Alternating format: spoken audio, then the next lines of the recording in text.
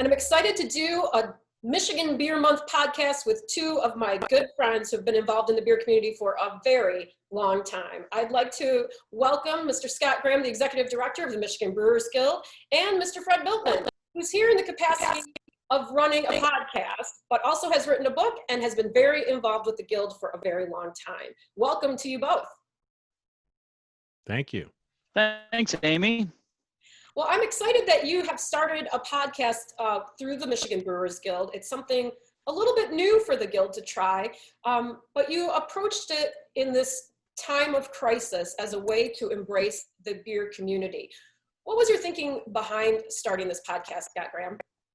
Well, it was actually, there's been thought around this, particularly between Fred and I, for quite a number of years.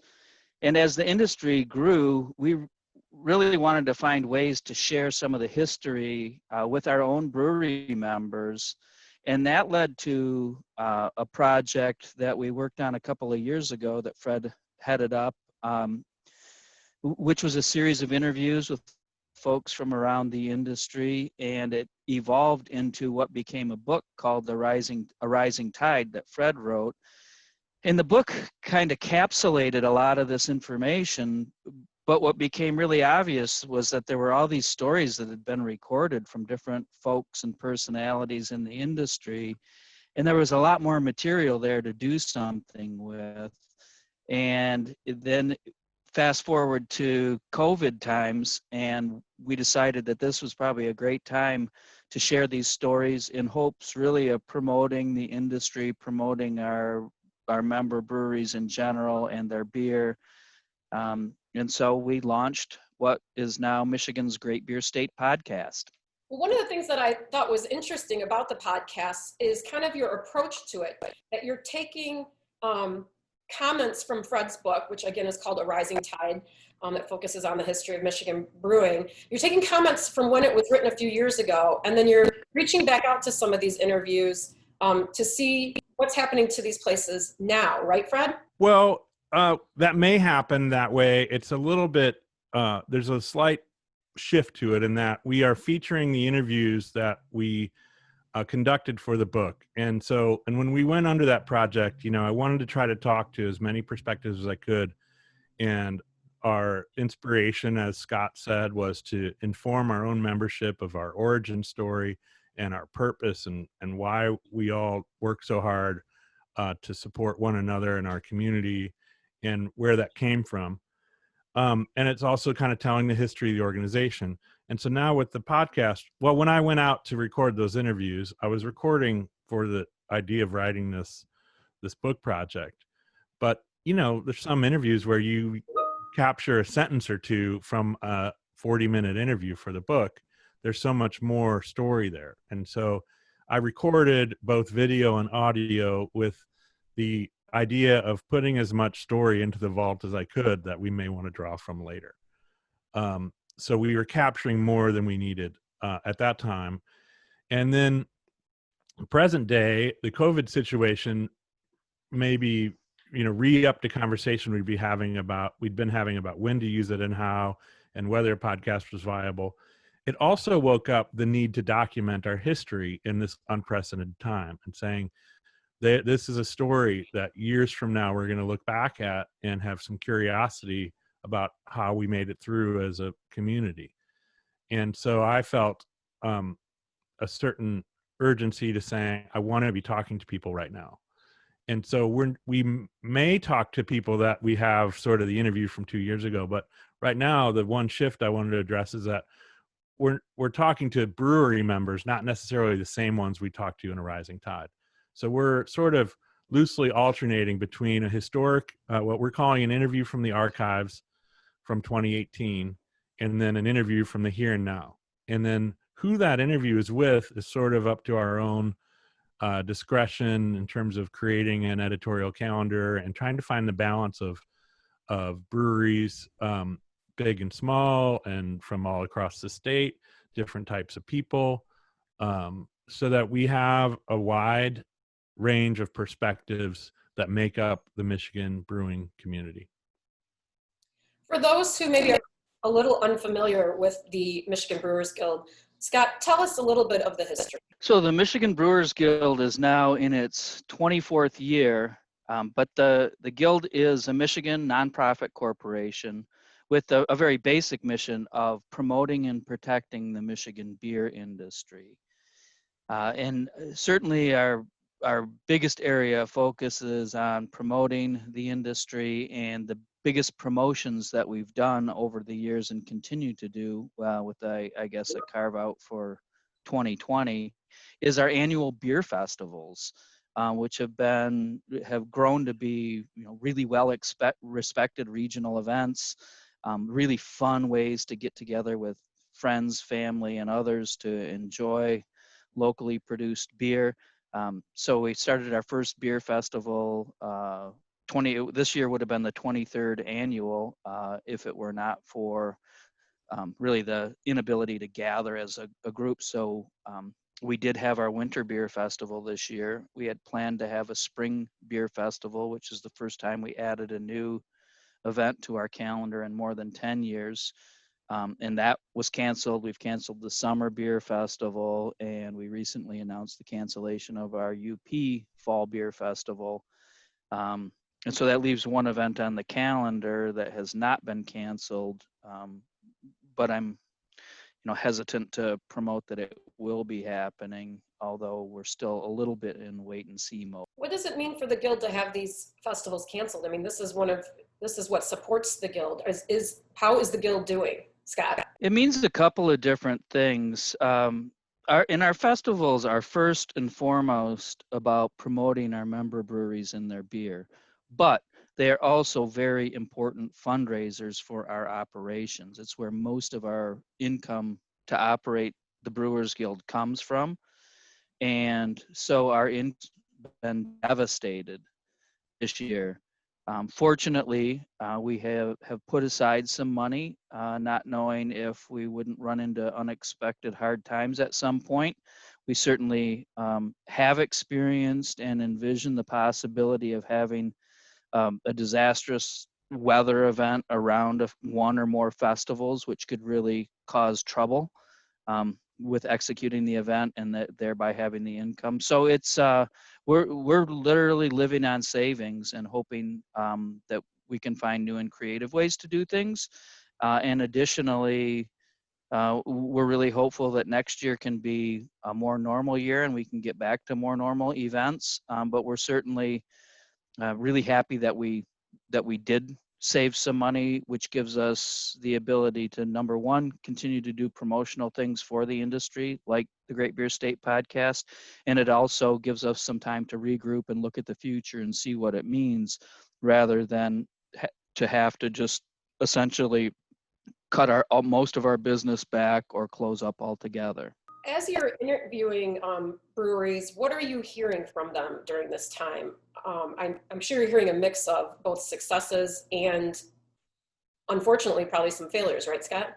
It is really interesting that we've seen everything from some breweries doing quite well, all things considered, to breweries that are closed and not going to open again, and really everything in between.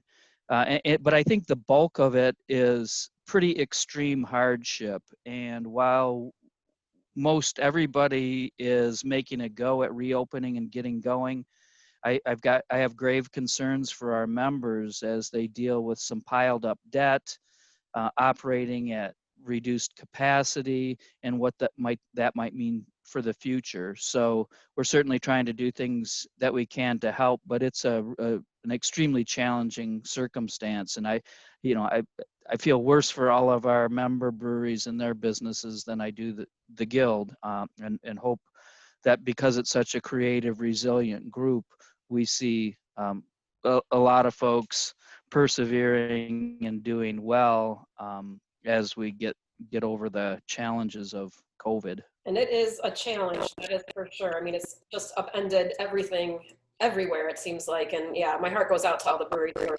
struggling to make it right now. Now, as you're going through these interviews, Fred, what have been some of the stories that have really stuck out to you? Because I know, like, when I used to do a lot, when I do interviews with people now, I love to hear these personal stories or tidbits that you would never have expected from someone that surprise you or delight you about some of these. So what have been some of the ones I've come across in the Michigan Brewers Guild podcast that really, stuck out to you?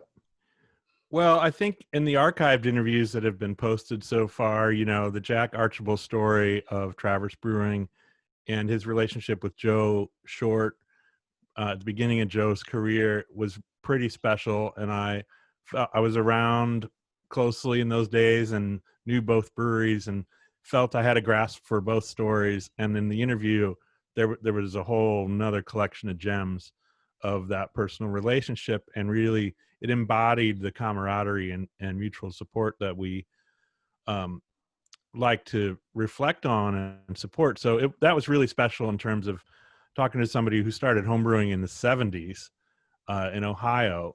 So there was a breadth of history there that I didn't grasp prior to it.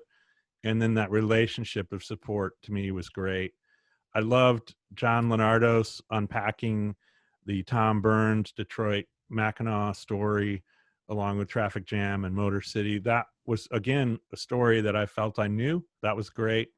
In this week's episode with Tina Schuett from Rare Bird Brew Pub, she echoed what all the current interviews have said, and the ones that have been interviewed for the podcast are largely stories of adaptation, pivot and adapt and adjust. I think,